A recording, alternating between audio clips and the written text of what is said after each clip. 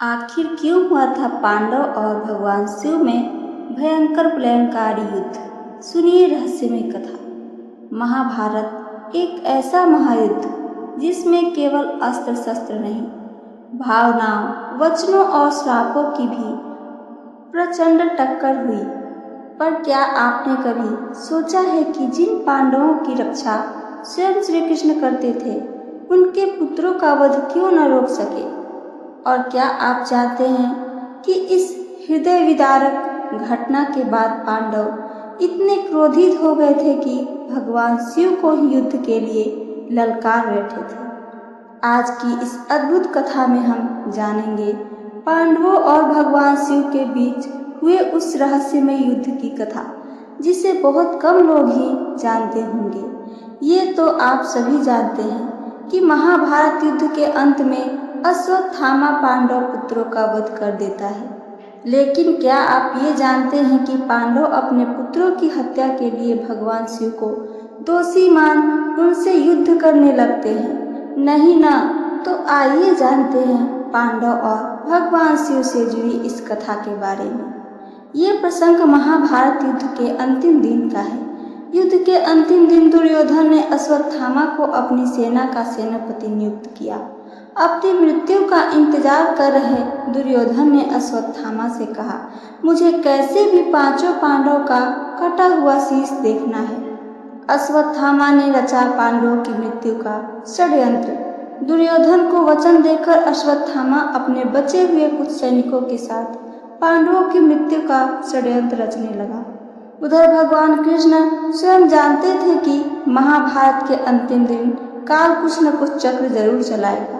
इस संकट से बचने के लिए श्री कृष्ण ने आदि देव भगवान शिव की विशेष स्तुति प्रारंभ कर दी। स्तुति करते हुए श्री कृष्ण ने भगवान शिव से कहा कि हे जगत के पालन करता, भूतों के स्वामी, मैं आपको प्रणाम करता हूँ। भगवान, आप मेरे भक्त पांडवों की रक्षा कीजिए। श्री कृष्ण की स्तुति सुनकर भगवान शिव नंदी पर सवार होकर हाथ में त्रिशूल लेकर पांडवों की ओर रक्षा के लिए आ गए। सभी पांडव उस समय शिविर के नजदीक ही स्थित नदी में स्नान कर रहे थे। मध्य रात्रि में अश्वत्थामा, कृतवर्मा और कृपाचार्य तीनों पांडव शिविर के पास आए, परंतु जब तीनों ने शिविर के बाहर भगवान शिव को पहरा देते हुए देखा तो ठिठक गए। फिर उन्होंने भी भगवान शिव की स्तुति वंदना आरंभ कर दी। भगवान शिव तो अपने हर भक्त पर अति शीघ्र प्रसन्न हो जाते हैं, अतः वो उन तीनों पर भी प्रसन्न हो गए। वरदान के रूप में उन्होंने अश्वत्थामा को एक तलवार दी और उन्हें पांडवों के शिविर में जाने की आज्ञा भी दी। फिर अश्वत्थामा ने अपने दोनों साथियों के साथ पांडवों के शिविर में घुसकर धृष्टद्युम्न के साथ पांडवों के पुत्रों का वध कर दिया। इसके बाद वो तीनों पांडवों के कटे हुए सिर लेकर वापस लौट आए। उस समय शिविर में अकेले बचे पार्षद शुद्ध ने इस जनसंहार की खबर पांडवों को दी। पांडवों के पुत्रों की हत्या के बारे में आइए आगे कहानी में सुनते हैं। जब ये खबर पांडवों ने सुनी तब वो शोक में डूब गए और ये सोचने लगे कि स्वयं महादेव के रहते हुए किसने शिविर में घुसकर हमारे पुत्रों की हत्या की होगी। हो न हो शिव जी का ही ऐसा किया धरा है। क्रोध में मर्यादा भूलकर वो भगवान शिव को ही ललकारने लगे। भयंकर युद्ध शुरू हो गया। पांडव जितने भी अस्त्र भगवान शिव पर चलाते वो सभी भगवान शिव के शरीर में समा जाते, क्योंकि पांडव श्री कृष्ण के शरण में थे और भगवान शिव हरि भक्तों की रक्षा में स्वयं तत्पर रहते हैं। इसलिए शांत स्वरूप शिव ने पांडवों से कहा कि तुम लोग श्री कृष्ण के उपासक हो, इसलिए क्षमा करता हूँ, अन्यथा तुम सभी वध के योग्य हो। मुझ पर आक्रमण का अपराध फल तुम्हें कलियुग में जन्म लेकर भोगना पड़ेगा। ऐसा कहकर भगवान शिव वहां से अदृश्य हो गए। पांडवों ने शिव जी से की क्षमा याचना। दुखी पांडवों ने कृष्ण के साथ भगवान शिव जी की स्तुति की। पांडवों की स्तुति से प्रसन्न होकर भगवान शिव प्रकट हुए और उनसे वरदान मांगने को कहा। तब पांडवों की ओर से भगवान कृष्ण शिव से बोले, हे प्रभु, पांडवों ने जो मूर्खता की थी उसके लिए मैं क्षमा प्रार्थी हूँ, अर्थात इन्हें क्षमा करें और इन्हें दिए हुए श्राप से मुक्ति दिलाएं। आदि देव भगवान शिव बोले, हे कृष्ण, उस समय मैं अपनी माया के प्रभाव में था, इसलिए मैंने पांडवों को श्राप दे दिया और मैं अपना ये श्राप वापस तो नहीं ले सकता, पर मैं मुक्ति का मार्ग बताता हूँ। पांडव अपने अंश से कलयुग में जन्म लेंगे और अपने पापों को भोग कर श्राप से मुक्ति पाएंगे। युधिष्ठिर वत्सराज का पुत्र बनकर जन्म लेगा। उसका नाम बलखानी होगा और वो शिरीष नगर का राजा होगा। भीम वीरान के नाम से बनारस में राज करेगा।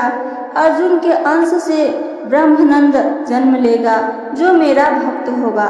नकुल के अंश से जन्म होगा कनेकोच का जो रत्नबानों का पुत्र होगा। सहदेव भीम सिंह के पुत्र देव सिंह के रूप में जन्म लेगा। दिए हुए श्राप से मुक्ति पाने का रास्ता जानने के बाद पांडवों ने भगवान शिव को हाथ जोड़कर प्रणाम किया और फिर भगवान शिव वहां से अंतर ध्यान हो गए। तो इस प्रकार पांडवों का भगवान शिव से किया गया युद्ध एक गहरे भावनात्मक मोड़ पर समाप्त हुआ था, जहां भगवान शिव ने न केवल उन्हें क्षमा किया बल्कि कलयुग में जन्म लेकर अपने कर्मों का फल भोगने का मार्ग भी उन्हें बताया। इस कथा से हमें यह गहरा बोध होता है कि जीवन में क्रोध, शोक और मोह हमें धर्म के मार्ग से विचलित कर सकते हैं। पांडवों जैसे ज्ञानी और धर्मप्रिय वीर भी जब अपने पुत्रों की मृत्यु से टूटे तो उन्होंने भगवान शिव जैसे करुणामय ईश्वर को भी दोषी मान लिया। परंतु भगवान शिव की यही विशेषता है, वो केवल न्याय नहीं करते बल्कि हर भक्त को मोक्ष का मार्ग भी दिखाते हैं। उन्होंने पांडवों को न केवल क्षमा किया बल्कि उनके कलयुग में पुनर्जन्म के माध्यम से आत्मशुद्धि का उन्हें मार्ग भी बताया।